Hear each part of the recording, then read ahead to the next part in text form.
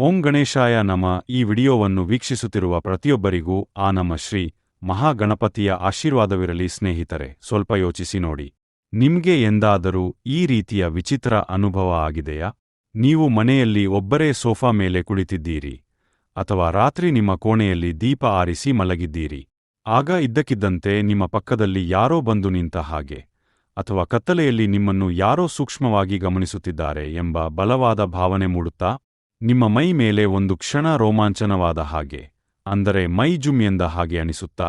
ಆ ಕ್ಷಣದಲ್ಲಿ ನೀವು ತಕ್ಷಣ ತಿರುಗಿ ನೋಡಿದರೆ ಅಲ್ಲಿ ಯಾರೂ ಇರುವುದಿಲ್ಲ. ಮನೆಯ ಬಾಗಿಲು, ಕಿಟಕಿ ಎಲ್ಲವೂ ಭದ್ರವಾಗಿರುತ್ತದೆ. ಆದರೆ ನಿಮ್ಮ ಮನಸ್ಸಿಗೆ ಆದ ಆ ಭಾಸ ಮಾತ್ರ 100ಕ್ಕೆ 100 ಸತ್ಯವೆನಿಸುತ್ತದೆ. ಇದು ಕೇವಲ ಭಯವಲ್ಲ, ಇದೊಂದು ಬಣ್ಣಿಸಲಾಗದ ವಿಚಿತ್ರ ಅನುಭವ. ಅಥವಾ ರಾತ್ರಿ ನೀವು ಎಷ್ಟೇ ಸುಸ್ತಾಗಿ ಗಾಢ ನಿದ್ದೆಗೆ ಜಾರಿದ್ದರೂ ಯಾರೋ ಬಂದು ನಿಮ್ಗೆ ತಟ್ಟಿ ಎಬ್ಬಿಸಿದಂತೆ, ಅಥವಾ ಗಡಿಯಾರದಲ್ಲಿ ಅಲಾರಾನಿಟ್ಟ ಹಾಗೆ ಸರಿಯಾಗಿ ಬೆಳಗಿನ ಜಾವ 3 ಗಂಟೆಯಿಂದ 4 ಗಂಟೆಯ ಮಧ್ಯೆ ನಿಮ್ಗೆ ಎಚ್ಚರವಾಗುತ್ತಾ? ಮತ್ತೆ ನಿದ್ದೆ ಮಾಡಲು ಪ್ರಯತ್ನಿಸಿದರೂ ನಿದ್ದೆ ಬರುವುದಿಲ್ಲವೇ? ಹಾಗಿದ್ದರೆ ಎಚ್ಚೆತ್ತುಕೊಳ್ಳಿ. ಇದನ್ನು ಕೇವಲ ಕಾಕತಾಳೀಯ ಅಂತಾನೋ ಅಥವಾ ನಿದ್ರಾಹೀನತೆ, ಆರೋಗ್ಯದ ಸಮಸ್ಯೆ ಅಂತಾನೋ ನಿರ್ಲಕ್ಷ್ಯ ಮಾಡಬೇಡಿ. ಇದು ನಿಮ್ಮ ಭ್ರಮೆಯಂತೂ ಖಂಡಿತ ಅಲ್ಲವೇ ಅಲ್ಲ. ಇದು ಸಾಕ್ಷಾತ್ ಆ ಬ್ರಹ್ಮಾಂಡವು, ಆ ಅಗೋಚರ ದೈವಿಕ ಶಕ್ತಿಯು ನಿಮ್ಗೆ ಕಳುಹಿಸುತ್ತಿರುವ ಒಂದು ರಹಸ್ಯ ಸಂಕೇತವಾಗಿದೆ. ಈ ಪ್ರಪಂಚದಲ್ಲಿ 800 ಕೋಟಿಗೂ ಹೆಚ್ಚು ಜನರಿದ್ದಾರೆ. ಎಲ್ಲರೂ ತಮ್ಮದೇ ಆದ ಜೀವನದ ಜಂಜಾಟದಲ್ಲಿ ಮುಳುಗಿದ್ದಾರೆ. ಆದರೆ ಈ ವಿಡಿಯೋ ಈಗ ನಿಮ್ಮ ಕಣ್ಣ ಮುಂದೆ ಬಂದಿದೆ. ನೀವು ಇದನ್ನು ನೋಡುತ್ತಿದ್ದೀರಿ ಎಂದರೆ ಅದಕ್ಕೆ ಒಂದು ಬಲವಾದ ದೈವಿಕ ಕಾರಣವಿದೆ.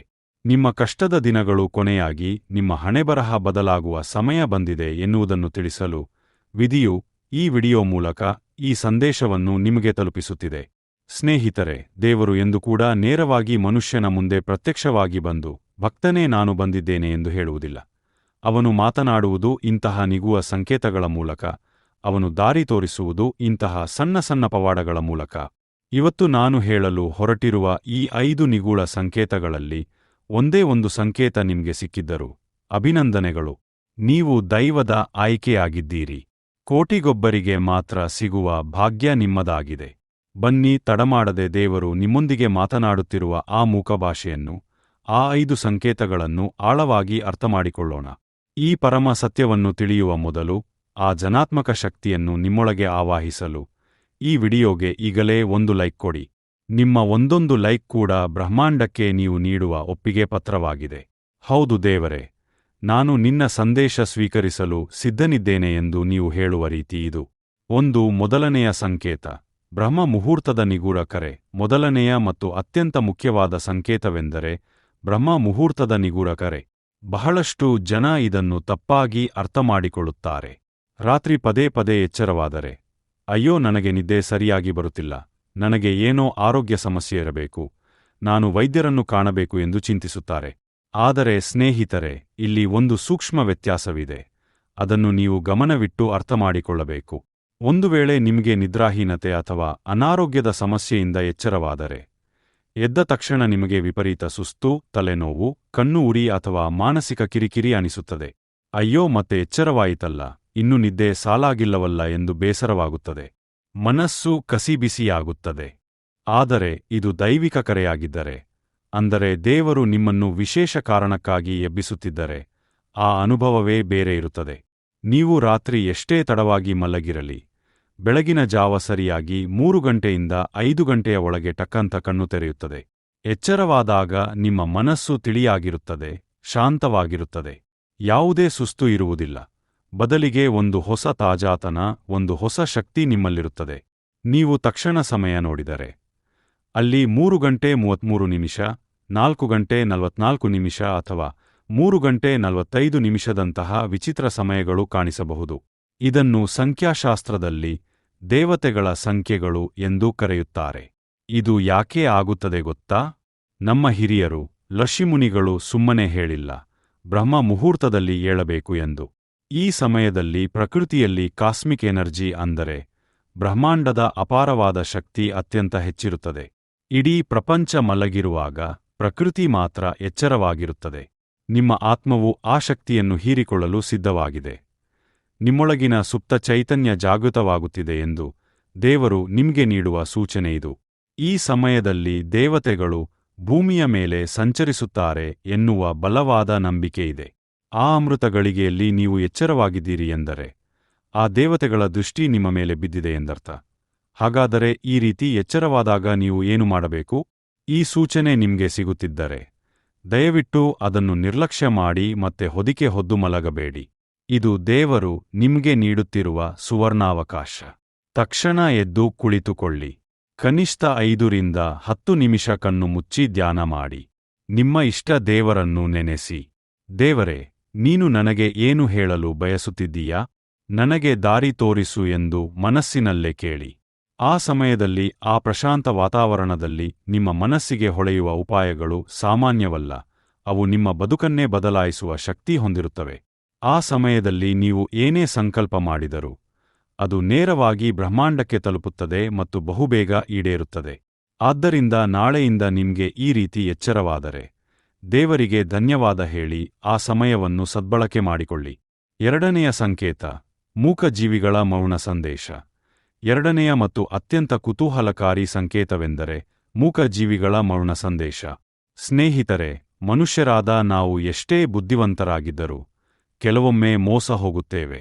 ಮನುಷ್ಯರು ನಮ್ಮ ಮುಂದೆ ಸುಳ್ಳು ನಗುವನ್ನು ಬೀರಬಹುದು, ತಮ್ಮ ಸ್ವಾರ್ಥಕ್ಕಾಗಿ ನಮ್ಮನ್ನು ಹೊಗಳಬಹುದು, ಅಥವಾ ಮನಸ್ಸಿನಲ್ಲಿ ದ್ವೇಷವಿಟ್ಟುಕೊಂಡು ಹೊರಗೆ ಒಳ್ಳೆಯವರಂತೆ ನಾಟಕ ಮಾಡಬಹುದು. ಮನುಷ್ಯನ ಮನಸ್ಸಿನ ಆಳವನ್ನು ತಿಳಿಯುವುದು ಕಷ್ಟ, ಆದರೆ ಈ ಮೂಕ ಪ್ರಾಣಿಗಳಿಗೆ ಆ ಸ್ವಭಾವ ಇರುವುದಿಲ್ಲ. ದೇವರು ಅವುಗಳಿಗೆ ಒಂದು ವಿಶೇಷವಾದ ಶಕ್ತಿಯನ್ನು ನೀಡಿದ್ದಾನೆ. ಅದೇನೆಂದರೆ ಅವುಗಳಿಗೆ ಮನುಷ್ಯನ ಸುತ್ತ ಇರುವ ಪ್ರಭಾವಳಿ ಅಥವಾ ತೇಜಸ್ಸನ್ನು ನೋಡುವ ಶಕ್ತಿಯಿರುತ್ತದೆ. ಮನುಷ್ಯನ ಕಣ್ಣಿಗೆ ಕಾಣದ ತರಂಗಾಂತರಗಳನ್ನು ಗ್ರಹಿಸುವ ಅದ್ಭುತ ಶಕ್ತಿ ಈ ಜೀವಿಗಳಿಗಿದೆ. ಅವುಗಳಿಗೆ ಮನುಷ್ಯನ ಮನಸ್ಸಿನ ಕಲ್ಮಶ ತಕ್ಷಣ ಗೊತ್ತಾಗುತ್ತದೆ. ಒಬ್ಬ ವ್ಯಕ್ತಿ ಕೆಟ್ಟವನಾಗಿದ್ದರೆ, ಕ್ರೂರವಾಗಿದ್ದರೆ ಅಥವಾ ಅವನ ಮನಸ್ಸು ಪಾಪದ ಆಲೋಚನೆಗಳಿಂದ ತುಂಬಿದ್ದರೆ ಪ್ರಾಣಿಗಳು ಸಾಮಾನ್ಯವಾಗಿ ಅವನ ಹತ್ತಿರ ಸುಳಿಯುವುದಿಲ್ಲ. ಅವನನ್ನು ಕಂಡರೆ ದೂರ ಓಡಿಹೋಗುತ್ತವೆ ಅಥವಾ ಬೊಗಳುತ್ತವೆ. ಆದರೆ ನಿಮ್ಮ ವಿಷಯದಲ್ಲಿ ಇದು ವ್ಯತಿರಿಕ್ತವಾಗಿ ಆಗುತ್ತಿದೆಯಾ? ಸ್ವಲ್ಪ ಗಮನಿಸಿ. ಅವಕಾಶವಿರುವುದಿಲ್ಲ, ಆದರೆ ಇದ್ದಕ್ಕಿದ್ದಂತೆ ನಿಮಗೆ ಬಲವಾದ, ಅತ್ಯಂತ ಆಹ್ಲಾದಕರವಾದ ಸುಗಂಧ ಭರಿತ ವಾಸನೆ ಬರುತ್ತದೆ. ಅದು ಎಲ್ಲಿಂದ ಬರುತ್ತಿದೆ ಎಂದು ತಿಳಿಯುವುದಿಲ್ಲ. ಅದು ಮಲ್ಲಿಗೆ ಹೂವಿನ ಗಮಗಮಿಸುವ ವಾಸನೆ ಇರಬಹುದು, ಶ್ರೀಗಂಧದ ತಂಪಾದ ಪರಿಮಳ ಇರಬಹುದು, ದೇವಸ್ಥಾನದ ಗರ್ಭಗುಡಿಯಲ್ಲಿ ಬರುವಂತಹ ಪಚ್ಚಕರ್ಪೂರದ ವಾಸನೆ ಇರಬಹುದು, ಅಥವಾ ಸಾಂಬ್ರಾಣಿಯ ದಿವ್ಯವಾದ ವಾಸನೆ ಇರಬಹುದು. ನೀವು ಆಶ್ಚರ್ಯಪಟ್ಟು ಮನೆಯಲ್ಲಿ ಯಾರು ಅಗರಬತ್ತಿ ಹಚ್ಚಿದರು ಅಥವಾ ಯಾರು ಹೂವು ತಂದರು ಎಂದು ಎದ್ದು ಹೋಗಿ ನೋಡಿದರೆ ಮನೆಯಲ್ಲಿ ಯಾರು ದೀಪ ಹಚ್ಚಿರುವುದಿಲ್ಲ, ಹೂವು ಕೂಡ ಇರುವುದಿಲ್ಲ. ಪಕ್ಕದ ಮನೆಯಿಂದ ವಾಸನೆ ಬರುತ್ತಿರಬಹುದಾ ಎಂದು ನೋಡಿದರೆ ಅಲ್ಲಿಯೂ ಏನೂ ಇರುವುದಿಲ್ಲ. ಆದರೂ ಆ ಸುವಾಸನೆ ತೇಲಿ ಬಂದು ನಿಮ್ಮ ಮೂಗಿಗೆ ಬಡಿಯುತ್ತದೆ ಮತ್ತು ನಿಮ್ಮ ಮನಸ್ಸನ್ನು ಆವರಿಸುತ್ತದೆ. ಆ ವಾಸನೆ ಬಂದಾಗ ನಿಮ್ಗೆ ಭಯವಾಗುವುದಿಲ್ಲ, ಬದಲಿಗೆ ಒಂದು ರೀತಿಯ ನೆಮ್ಮದಿ ಸಿಗುತ್ತದೆ, ಮನಸ್ಸು ಹಗುರವಾಗುತ್ತದೆ. ಹೀಗೆ ನಿಮ್ಗೆ ಎಂದಾದರೂ ಆಗಿದೆಯೇ? ಇದನ್ನು ಅಧ್ಯಾತ್ಮದಲ್ಲಿ ದೈವಿಕ ಸಾನ್ನಿಧ್ಯ ಎಂದು ಕರೆಯುತ್ತಾರೆ. ಇದರರ್ಥ ನಿಮ್ಮ ಕುಲದೇವರು, ನಿಮ್ಮ ಇಷ್ಟದೇವರು ಅಥವಾ ನಿಮ್ಮ ತೀರಿ ಹೋದ ಪ್ರೀತಿಯ ಪೂರ್ವಜರು, ಅಂದರೆ ನಿಮ್ಮ ಪಿತೃಗಳು ಸೂಕ್ಷ್ಮರೂಪದಲ್ಲಿ ನಿಮ್ಮ ಮನೆಗೆ ಬಂದಿದ್ದಾರೆ ಎಂದರ್ಥ. ಅವರು ವಾಯುರೂಪದಲ್ಲಿ ಬಂದು ನಿಮ್ಮ ಸುತ್ತಲೂ ಸಂಚರಿಸುತ್ತಾ ನಿಮ್ಮ ತಲೆಯನ್ನು ಸವರಿ ಮಗುವೇ ಭಯಪಡಬೇಡ, ನಾನಿದ್ದೇನೆ, ನಿನ್ನ ಕಷ್ಟಗಳೆಲ್ಲವೂ ಕಳೆಯಲಿವೆ ಎಂದು ಆಶೀರ್ವಾದ ಮಾಡುತ್ತಿದ್ದಾರೆ ಎಂದರ್ಥ. ವಿಶೇಷವಾಗಿ ನೀವು ಜೀವನದಲ್ಲಿ ವಿಪರೀತ ಸಂಕಷ್ಟದಲ್ಲಿದ್ದಾಗ, ಯಾರೂ ಸಹಾಯಕ್ಕೆ ಇಲ್ಲ ಎಂದು ಒಂಟಿತನ ಅನುಭವಿಸುತ್ತಿರುವಾಗ ಅಥವಾ ಯಾವುದೋ ಮಹತ್ವದ ನಿರ್ಧಾರ ತೆಗೆದುಕೊಳ್ಳಲು ಪರದಾಡುತ್ತಿರುವಾಗ ಈ ಅನುಭವವಾದರೆ ಅದನ್ನು ದೇವರು ನೀಡುವ ಹಸಿರು ನಿಶಾನೆ ಅಂದುಕೊಳ್ಳಿ. ನೀನು ಮಾಡುತ್ತಿರುವ ಕೆಲಸ ಸರಿಯಿದೆ, ಧೈರ್ಯವಾಗಿ ಮುಂದುವರೆ, ನಿನಗೆ ಜಯ ಸಿಗಲಿದೆ ಎಂದು ಪರಮಾತ್ಮನೇ ಹೇಳುತ್ತಿದ್ದಾನೆ ಎಂದು ಅರ್ಥಮಾಡಿಕೊಳ್ಳಿ. ನಿಮ್ಮ ಕಷ್ಟಗಳು ಕೊನೆಯಾಗುವ ಹಂತಕ್ಕೆ ಬಂದಿವೆ, ಶುಭಗಳಿಗೆ ಹತ್ತಿರವಾಗಿದೆ. ಏನು ಮಾಡಬೇಕು? ಆ ಕ್ಷಣದಲ್ಲಿ ದಯವಿಟ್ಟು ಭಯಪಡಬೇಡಿ. ಇದು ದೆವ್ವವೋ ಭೂತವೋ ಎಂದು ಗಾಬರಿಯಾಗಬೇಡಿ. ಕೆಟ್ಟ ಶಕ್ತಿಗಳಾಗಿದ್ದರೆ ದುರ್ನಾತ ಬರುತ್ತದೆ, ಮನಸ್ಸಿಗೆ ಕಿರಿಕಿರಿ ಆಗುತ್ತದೆ. ಆದರೆ ದೈವಿಕ ಶಕ್ತಿ ಬಂದರೆ ಮನಸ್ಸು ಪ್ರಫುಲ್ಲವಾಗುತ್ತದೆ. ಆದ್ದರಿಂದ ಆ ಕ್ಷಣದಲ್ಲಿ ಕಣ್ಣು ಮುಚ್ಚಿ ಕೈ ಮುಗಿದು, ನಿನ್ನ ಇರುವಿಕೆ ನನಗೆ ತಿಳಿಯಿತು, ನನ್ನನ್ನು ಕಾಪಾಡು, ನನ್ನ ಕುಟುಂಬಕ್ಕೆ ರಕ್ಷಣೆ ನೀಡು ಎಂದು ಮನಸ್ಸಿನಲ್ಲೇ ಧನ್ಯವಾದ ಹೇಳಿ. ಈ ಅನುಭವ ಎಲ್ಲರಿಗೂ ಆಗುವುದಿಲ್ಲ, ಕೇವಲ ಪೂರ್ವಜನ್ಮದ ಪುಣ್ಯ ಮಾಡಿದವರಿಗೆ ಮಾತ್ರ ಆಗುತ್ತದೆ. 4ನೆಯ ಸಂಕೇತ, ಲಕ್ಷ್ಮಿಯ ಹಾದಿ, ರಸ್ತೆಯಲ್ಲಿ ನಾಣ್ಯ ಸಿಗುವುದು. ಈಗ 4ನೆಯ ಸಂಕೇತದ ಕಡೆಗೆ ಬರೋಣ. ಇದನ್ನು ಬಹಳಷ್ಟು ಜನ ನಿರ್ಲಕ್ಷ್ಯ ಮಾಡುತ್ತಾರೆ. ಆದರೆ ಇದು ನಿಮ್ಮ ಆರ್ಥಿಕ ಪರಿಸ್ಥಿತಿಯನ್ನೇ ಬದಲಿಸುವ ಶಕ್ತಿ ಹೊಂದಿದೆ. ಅದೇ ಲಕ್ಷ್ಮಿಯ ಹಾದಿ. ಸ್ನೇಹಿತರೆ, ನೀವು ಎಂದಾದರೂ ಅರ್ಜೆಂಟಾಗಿ ಯಾವುದೋ ಕೆಲಸದ ಮೇಲೆ ಹೋಗುವಾಗ ಅಥವಾ ಸುಮ್ಮನೆ ಬೆಳಿಗ್ಗೆ ವಾಕಿಂಗ್ ಮಾಡುವಾಗ ರಸ್ತೆಯಲ್ಲಿ ಬಿದ್ದಿರುವ ನಾಣ್ಯಗಳು ಅಥವಾ ನೋಟುಗಳು ನಿಮ್ಗೆ ಸಿಕ್ಕಿವೆಯೇ? ಒಮ್ಮೆ ನೆನಪಿಸಿಕೊಳ್ಳಿ. ಸಾಮಾನ್ಯವಾಗಿ ಅಂತಹ ಸಮಯದಲ್ಲಿ ಬಹಳ ಜನ ಏನು ಮಾಡುತ್ತಾರೆ? ಅಯ್ಯೋ, ರಸ್ತೆಯಲ್ಲಿ ಬಿದ್ದಿರೋ ದುಡ್ಡು, ಅದಕ್ಕೆ ಯಾರ ದೃಷ್ಟಿ ಬಿದ್ದಿರುತ್ತೋ, ಯಾರೋ ಮಾಟಮಂತ್ರ ಮಾಡಿ ಎಸೆದಿರುತ್ತಾರೋ ಏನೋ, ಅಥವಾ ಶನಿ ಕಾಟ ಇರಬಹುದು. ಬೇರೆಯವರ ದುಡ್ಡು ನಮಗೆ ಯಾಕೆ ಬೇಕು ಎಂದು ಭಯಪಟ್ಟು ಅದನ್ನು ಮುಟ್ಟಲು ಹಿಂಜರಿಯುತ್ತಾರೆ. ಇನ್ನು ಕೆಲವರು ಅದನ್ನು ಕಾಲಿನಲ್ಲಿ ಒದ್ದು ಅಥವಾ ನೋಡದ ಹಾಗೆ ಮುಂದೆ ಹೋಗುತ್ತಾರೆ.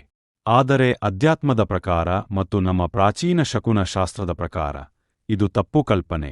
ರಸ್ತೆಯಲ್ಲಿ ಅದು ನೀವು ನಿರೀಕ್ಷೆ ಮಾಡದ ಸಮಯದಲ್ಲಿ ಅನಿರೀಕ್ಷಿತವಾಗಿ ಸಿಗುವ ನಾಣ್ಯವು ಸಾಕ್ಷಾತ್ ಮಹಾಲಕ್ಷ್ಮಿಯ ಆಶೀರ್ವಾದದ ಸಂಕೇತವಾಗಿದೆ. ಇದರ ಹಿಂದಿನ ರಹಸ್ಯವನ್ನು ಅರ್ಥಮಾಡಿಕೊಳ್ಳಿ. ಅಥವಾ ಲಿಫ್ಟ್ನಲ್ಲಿ ಮೇಲೆ ಹೋಗುತ್ತಿರುವಂತೆ ಕಂಡರೆ ಅದು ಅತ್ಯಂತ ಶುಭ ಸಂಕೇತ. ಇದರರ್ಥ ನಿಮ್ಮ ಜೀವನದ ಉನ್ನತಿ ಅಥವಾ ಯಶಸ್ಸು ಕಾದಿದೆ. ನಿಮ್ಮ ವೃತ್ತಿ ಜೀವನದಲ್ಲಿ ನಿಮಗೆ ಪ್ರಮೋಷನ್ ಸಿಗಲಿದೆ ಅಥವಾ ಸಮಾಜದಲ್ಲಿ ನಿಮ್ಮ ಗೌರವ ಹೆಚ್ಚಾಗಲಿದೆ ಎಂದರ್ಥ. ನೀವು ಇಷ್ಟು ದಿನ ಪಟ್ಟ ಶ್ರಮಕ್ಕೆ ಪ್ರತಿಫಲ ಸಿಗುವ ಸಮಯ ಬಂದಿದೆ. 3 ಹಾವುಗಳು. ಬಹಳ ಜನ ಕನಸಿನಲ್ಲಿ ಹಾವನ್ನು ಕಂಡರೆ ಬೆಚ್ಚಿ ಬೀಳುತ್ತಾರೆ. ಏನೋ ಕೆಟ್ಟದಾಗಲಿದೆ ಎಂದು ಭಯಪಡುತ್ತಾರೆ. ಆದರೆ ಭಯಪಡಬೇಡಿ. ಕನಸಿನಲ್ಲಿ ಹಾವು ಬಂದು ನಿಮಗೆ ತೊಂದರೆ ಕೊಡದೆ ಸುಮ್ಮನೆ ಹೋದರೆ ಅಥವಾ ಹೆಡೆ ಬಿಚ್ಚಿ ನಿಂತು ನಿಮ್ಮನ್ನು ನೋಡುತ್ತಿದ್ದರೆ ಅದು ಸಾಕ್ಷಾತ್ ಸುಬ್ರಹ್ಮಣ್ಯ ಸ್ವಾಮಿಯ ಆಶೀರ್ವಾದ. ಆಧ್ಯಾತ್ಮಿಕವಾಗಿ ಹೇಳುವುದಾದರೆ ಅದು ಕುಂಡಲಿನಿ ಶಕ್ತಿಯ ಜಾಗೃತಿ. ನಿಮಗೆ ದೈವ ರಕ್ಷಣೆ ಇದೆ, ನಿಮ್ಮ ಶತ್ರುಗಳೂ ನಾಶವಾಗಲಿದ್ದಾರೆ ಮತ್ತು ನಿಮಗೆ ಗುಪ್ತ ಧನ ಸಿಗುವ ಸಾಧ್ಯತೆಯಿದೆ ಎಂದರ್ಥ. 4. ದೇವಸ್ಥಾನ ಮತ್ತು ಗಂಟೆ. ದೇವಸ್ಥಾನದ ಗಂಟೆಯ ಶಬ್ದ ಕೇಳಿಸುವುದು, ದೇವರಿಗೆ ಪೂಜೆ ಮಾಡುವುದು ಅಥವಾ ದೇವರು ಕನಸಿನಲ್ಲಿ ಬರುವುದು ಸಾಕ್ಷಾತ್ ದೈವಾನುಗ್ರಹದ ಬಲವಾದ ಸಾಕ್ಷಿ. ದೇವರು ನಿಮ್ಮನ್ನು ಕೈ ಹಿಡಿದು ನಡೆಸುತ್ತಿದ್ದಾನೆ ಎಂದರ್ಥ. ಅತ್ಯಂತ ಮುಖ್ಯವಾದ ಎಚ್ಚರಿಕೆ: ಇಂತಹ ಶುಭ ಕನಸುಗಳು ಬಿದ್ದರೆ ನೀವು ಒಂದು ನಿಯಮವನ್ನು ಕಡ್ಡಾಯವಾಗಿ ಪಾಲಿಸಬೇಕು. ಎಚ್ಚರವಾದ ತಕ್ಷಣ ಆ ಸಂತೋಷದಲ್ಲಿ ಅದನ್ನು ಯಾರಿಗೂ ಹೇಳಬೇಡಿ. ನಿಮ್ಮ ಹೆಂಡತಿಗೂ ಬೇಡ, ಗಂಡನಿಗೂ ಬೇಡ, ಪ್ರಾಣ ಸ್ನೇಹಿತರಿಗೂ ಬೇಡ. ನಮ್ಮ ಶಾಸ್ತ್ರ ಹೇಳುತ್ತದೆ, ಶುಭ ಕನಸುಗಳನ್ನು ಬೇರೆಯವರ ಮುಂದೆ ಹೇಳಿಕೊಂಡರೆ ಅದರ ಶಕ್ತಿ ಕುಂದುತ್ತದೆ. ಅದಕ್ಕೆ ಜನರ ದೃಷ್ಟಿ ಬೀಳುತ್ತದೆ ಮತ್ತು ಅದು ಫಲಿಸುವುದಿಲ್ಲ. ಅದನ್ನು ನಿಮ್ಮ ಮನಸ್ಸಿನಲ್ಲೇ ರಹಸ್ಯವಾಗಿ ಇಟ್ಟುಕೊಳ್ಳಿ. ದೇವರ ಮುಂದೆ ಮಾತ್ರ ಹೇಳಿಕೊಳ್ಳಿ. ದೇವರೇ, ನೀನು ತೋರಿಸಿದ ದಾರಿ ನನಗೆ ಅರ್ಥವಾಯಿತು ಎಂದು ಪ್ರಾರ್ಥಿಸಿ. ಆ ಕನಸು ಬಿದ್ದ ದಿನದಿಂದ ಮುಂದಿನ 48 ದಿನಗಳ ಒಳಗೆ, ಅಂದರೆ 1 ಮಂಡಲದ ಒಳಗೆ ನಿಮ್ಮ ಜೀವನದಲ್ಲಿ ಒಂದು ದೊಡ್ಡ ಪವಾಡ ಅಥವಾ ನಿರೀಕ್ಷಿಸದ ಶುಭ ಸುದ್ದಿ ಸಿಗುವುದು ಖಚಿತ. ವೀಕ್ಷಕರೇ, ಇಲ್ಲಿಯವರೆಗೆ ನಾವು ದೇವರು ನೀಡುವ ಆ 5 ಅದ್ಭುತ ಸಂಕೇತಗಳ ಬಗ್ಗೆ ಚರ್ಚಿಸಿದೆವು. 1. ಬ್ರಹ್ಮ ಮುಹೂರ್ತದಲ್ಲಿ ಎಚ್ಚರವಾಗುವುದು. 2. ಮೂಕ ಪ್ರಾಣಿಗಳ ಪ್ರೀತಿ ಸಿಗುವುದು. 3. ಅಗೋಚರವಾದ ದೈವಿಕ ಸುಗಂಧ ಬರುವುದು. 4. ರಸ್ತೆಯಲ್ಲಿ ಆಕಸ್ಮಿಕವಾಗಿ ನಾಣ್ಯ ಸಿಗುವುದು. 5. ವಿಶೇಷವಾದ ಕನಸುಗಳು ಬೀಳುವುದು. ಈಗ ನಿಮ್ಮ ಮನಸ್ಸಿನಲ್ಲಿ ಒಂದು ಪ್ರಶ್ನೆ ಮೂಡಿರಬಹುದು: ಈ ಸಂಕೇತಗಳು ನನಗೆ ಸಿಕ್ಕಿವೆ, ಅಥವಾ ಇದರಲ್ಲಿ ಯಾವುದೋ ಒಂದು ಸಂಕೇತ ನನಗೆ ಪದೇ ಪದೇ ಆಗುತ್ತಿದೆ. ಹಾಗಾದರೆ ಇದರ ಅರ್ಥವೇನು? ಮುಂದೆ ನಾನೇನು ಮಾಡಬೇಕು ಎಂದು? ಸ್ನೇಹಿತರೆ, ಇಲ್ಲಿ ಒಂದು ಮಹತ್ವದ ವಿಚಾರವನ್ನು ನೀವು ಅರ್ಥಮಾಡಿಕೊಳ್ಳಬೇಕು. ಈ ಸಂಕೇತಗಳು ಕೇವಲ ಸೂಚನೆಗಳಲ್ಲ, ಇವು ಬ್ರಹ್ಮಾಂಡ ನಿಮ್ಗೆ ನೀಡುತ್ತಿರುವ ಆಮಂತ್ರಣ ಪತ್ರಿಕೆಗಳು. ನಿನ್ನ ಕಷ್ಟದ ದಿನಗಳು ಮುಗಿದಿವೆ. ನಿನ್ನ ಪರೀಕ್ಷೆಯ ಸಮಯ ಮುಗಿದಿದೆ.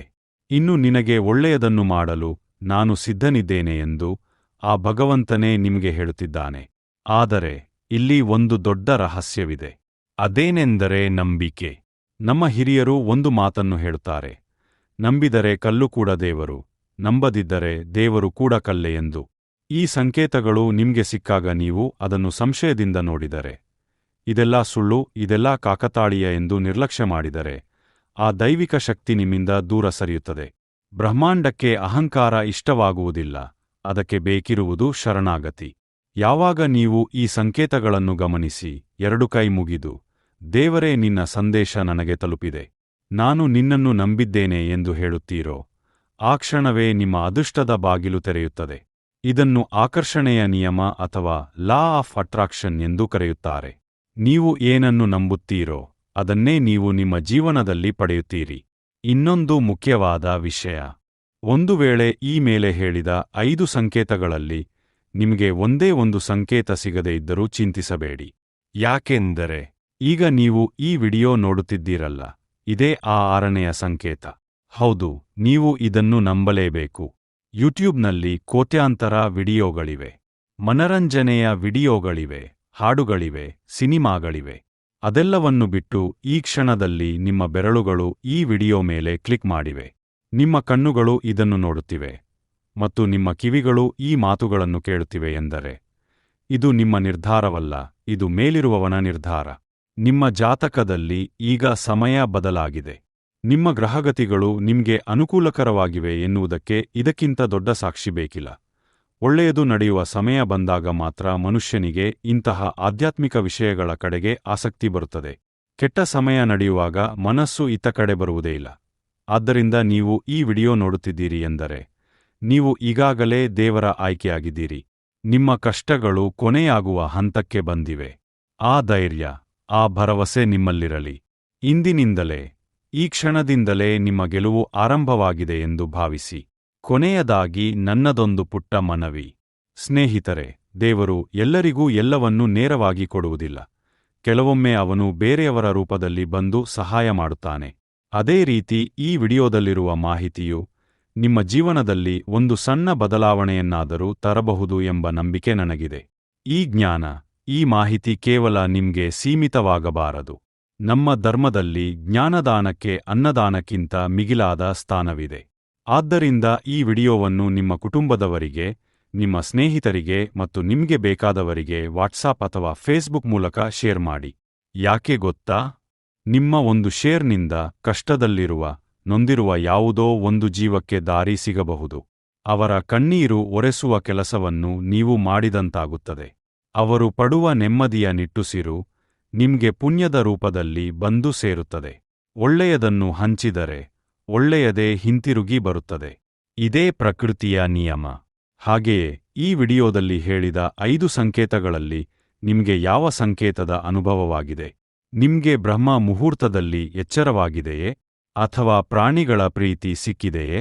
ಅಥವಾ ಆ ವಿಚಿತ್ರ ಸುಗಂಧದ ಅನುಭವವಾಗಿದೆಯೇ? ದಯವಿಟ್ಟು ಮುಚ್ಚಿಡಬೇಡಿ, ಸಂಕೋಚಪಡಬೇಡಿ. ಮುಕ್ತವಾಗಿ ಕಾಮೆಂಟ್ ಬಾಕ್ಸ್ನಲ್ಲಿ ಬರೆಯಿರಿ. ನನಗೆ 2ನೇ ಸಂಕೇತ ಸಿಕ್ಕಿದೆ, ಅಥವಾ ನನಗೆ ಕನಸು ಬಿದ್ದಿದೆ ಎಂದು ಬರೆಯಿರಿ. ಅಥವಾ ನಿಮ್ಗೇನಾದರೂ ಬೇರೆ ರೀತಿಯ ವಿಚಿತ್ರ ಅನುಭವವಾಗಿದೆಯೇ? ಅದನ್ನು ಕೂಡ ಬರೆಯಿರಿ. ನಿಮ್ಮ ಅನುಭವಗಳನ್ನು ಓದುವ ಇನ್ನೊಬ್ಬ ವ್ಯಕ್ತಿಗೆ ಅದರಿಂದ ಧೈರ್ಯ ಸಿಗಬಹುದು. ಓ, ಇದು ಕೇವಲ ನನಗಷ್ಟೇ ಅಲ್ಲ, ಬೇರೆಯವರಿಗೂ ಆಗುತ್ತಿದೆ ಎಂಬ ಸತ್ಯ ಅವರಿಗೆ ತಿಳಿಯುತ್ತದೆ. ನಿಮ್ಮ ಅನುಭವಗಳು ಬೇರೆಯವರಿಗೆ ದಾರಿದೀಪವಾಗಲಿ. ಇಂತಹ ಅದ್ಭುತ, ನಿಗೂಢ ಮತ್ತು ಜೀವನಕ್ಕೆ ಉಪಯುಕ್ತವಾದ ಮಾಹಿತಿಗಳು ನಿಮ್ಗೆ ಇಷ್ಟವಾಗಿದ್ದರೆ ದಯವಿಟ್ಟು ನಮ್ಮ ಜೀವನ ಜ್ಯೋತಿ ಚಾನೆಲ್ಗೆ ಈಗಲೇ ಸಬ್ಸ್ಕ್ರೈಬ್ ಆಗಿ ಮತ್ತು ಪಕ್ಕದಲ್ಲೇ ಇರುವ ಬೆಲ್ ಐಕಾನ್ ಒತ್ತಿ. ಇದರಿಂದ ನಾವು ಹಾಕುವ ಪ್ರತಿಯೊಂದು ವಿಡಿಯೋ ನೇರವಾಗಿ ನಿಮಗೆ ಬಂದು ತಲುಪುತ್ತದೆ. ನಿಮ್ಮ ಜೀವನದ ಕತ್ತಲೆ ಸರಿದು ಜೀವನ ಜ್ಯೋತಿ ಸದಾ ನಿಮ್ಮ ಮನೆಯಲ್ಲಿ ಬೆಳಗಲಿ.